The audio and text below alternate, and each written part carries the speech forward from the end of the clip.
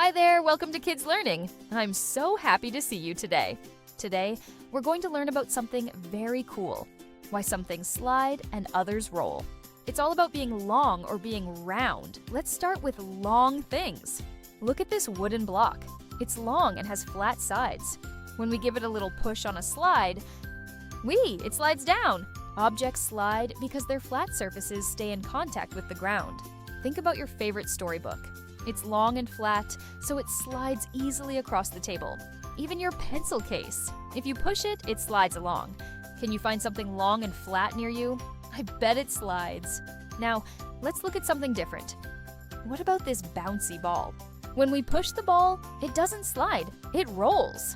Round objects roll because they have curved surfaces that turn over and over.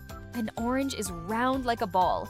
Watch it roll across the kitchen counter. Marbles are tiny and very round. They can roll super fast. So, long things with flat sides slide and round things roll. Let's play a game. I'll show you an object and you tell me, does it slide or roll? First one, a ruler. Is it long and flat or round?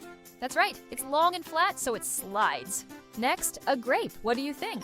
Yes, it's round, so it rolls. How about a cardboard box? It's long and has flat sides, so it slides. Wait, a coin. It's flat on the sides but round on the edge. What if we stand it up? If it's flat, it slides. But if it stands on its round edge, it rolls. How cool is that? Remember, flat sides mean sliding, curved sides mean rolling.